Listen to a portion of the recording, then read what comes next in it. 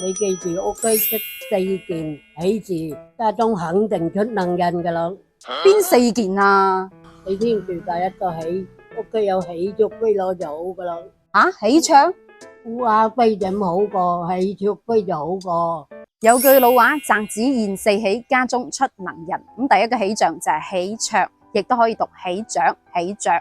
嗱，農村老百姓認為，如果有隻喜鵲飛到你屋企門口，吱吱喳喳咁叫嘅，係代表有好事發生，亦都講明呢家人嘅運勢好咁話。咁如果有1對喜鵲飛到嚟你屋企門口嘅話，就更加好啦，即係代表雙喜臨門。嗱，喺傳統文化裏面，喜鵲係象徵住吉祥同埋幸福。咁自古以嚟，喜鵲嘅寓意都係好好嘅。譬如話，古人送畫作就有雀登高枝，係想祝願對方前途越嚟越好咁話。仲有喜鵲搭橋係愛情嘅象徵。傳說中善良嘅喜鵲就係以自己嘅肉身渡牛郎織女相會等等一啲典故，講明咗喜鵲喺老百姓心目中係吉祥如意、好運嘅象徵。而喺自然界裏面，喜鵲係益蟲嚟嘅，專門幫手對付蝗蟲，保護環境。據統計，一隻成年嘅喜鵲每一日就可以食1000隻蝗蟲，咁1年計落嚟就可以食36萬隻。所以喜鵲係自然界環境嘅保護者。咁你睇翻隻喜鵲幾咁得意啊！如果俾你喺早上遇到隻喜鵲，聽到佢吱吱喳喳咁叫，心情都好啲啦。咁心情好，運氣自然好啦。你話係咪呢？咁第二個喜有咩喜呢？我話你知啦，我屋企有燕子鬥就好過。冇錯啦。第二個喜象就係燕子在家中築巢。正所謂燕子不進愁虎門啊嘛。咁若然呢家人係唔和睦，愁事多，苦難多，咁燕子一般都唔願意喺呢個家築巢嘅。其實呢個講法多多少少有啲依據。事關古時候嘅貧苦人家都係住茅草屋噶嘛。咁茅草屋就冇屋檐，咁冇屋檐，燕子又點可以喺嗰度築巢呢？係咪？咁所以民間就有咗燕子不進愁虎門嘅講法啦。咁既然燕子喺得呢家人嗰度築巢，即係代表佢係小康之家啦，寓意住家庭幸福美滿，人丁興旺，家和萬事興咁話，亦都證明呢家人有貴人扶持，係好兆頭咁話。而喺古代，燕子亦都被叫做紫燕，咁燕子在家中築巢，即係寓意住紫氣東來咁話。我記得細個嘅時候就見過好多燕子喺我哋鄉下嗰間屋築巢啦，一竇又一竇，就算搬扯咗，都仲有個空嘅巢喺裏面。咁阿婆就會同我哋講啦，你哋唔好用棍衝佢啊，唔好傷害佢，唔好趕扯佢啊。所以喺老一輩嘅觀念裏面，燕子在家中築巢係好兆頭，亦都係有靈性嘅鳥。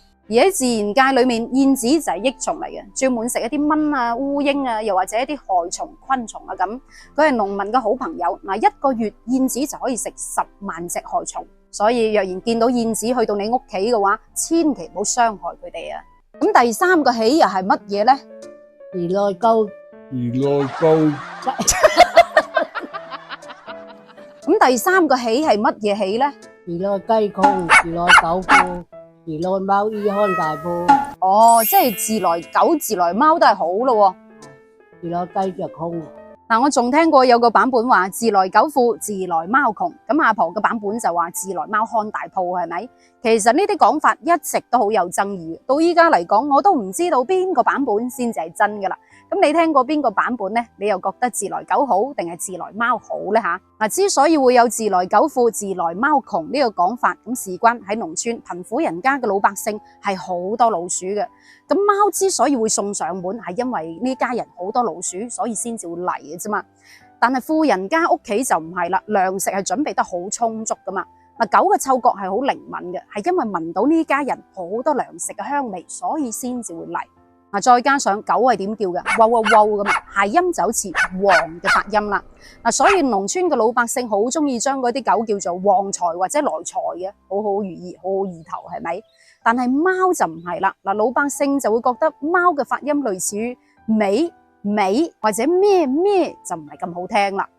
仲有一方面，之所以認為自來狗好，係因為二郎神隔離嗰隻神犬係哮天犬嚟嘅。咁哮天犬係有3隻眼，可以感知人類未發現到嘅嘢。咁再加上老百姓認為狗係唔會嫌貧愛富嘅，咁除咗可以看門口，仲可以解決呢家人嘅剩飯剩菜，所以就有咗狗來富，貓來窮嘅講法，認為自來狗係好嘅講法啦。但係我覺得呢啲都係冇乜科學根據。咁招財貓你點解釋咧？係咪？嗱，貓同狗都係人類嘅好朋友，佢哋嘅表現都係天性嚟嘅啫。人係貧窮定係富有，唔係話靠嗰隻自來貓定係自來狗噶，係要靠自己嘅勤勞，靠自己雙手去創造噶嘛。咁若然你見到呢啲流浪貓、流浪狗去到你屋企門口嘅，你有條件出於愛心，你咪餵養下佢哋咯，冇必要去糾結會唔會影響自己啊？你話啱唔啱呢？咁第四個喜又係咩喜呢？老樹出邊就好啦。哦，即係老樹發芽。係啊，嗱，老樹發芽即係枯木逢春啦。咁之所以會變成枯木，係因為嚴重缺水。咁若然因為雨水充足，又或者係種得好嘅話，又有可能會重新發芽，生機勃勃噶咯。嗱，古人認為如果屋企嗰棵樹種得好茂盛嘅話，即係代表呢家人嘅財運運勢都會好旺盛。而枯萎嘅樹再重新發芽嘅話，咁就不得了啦。咁就預示住屋企有新嘅希望、新嘅生機啦。唔知你屋企嗰棵老樹有冇發芽呢？吓？咁呢一個就係老祖宗講嘅宅中現四喜，家中出能人嘅講法啦。嗱，我仲聽過有人話，如果有壁虎，即係鹽蛇都係好嘅，咁梗係啦，蚊都冇咁多。仲有人話如果有蜘蛛網都係好嘅，蜘蛛網係勤勞嘅象徵啊嘛。咁呢啲都係喜象嚟嘅。咁唔知你聽過嘅喜象又係邊啲呢？不過呢啲都係當古仔咁聽下好啦，冇乜科學根據嘅吓，只不過係古人對美好生活嘅追求嚟嘅啫。咁家中可唔可以出能人嗱？同呢啲三喜、四喜、五喜有冇關係？我就唔知啦，冇認證過。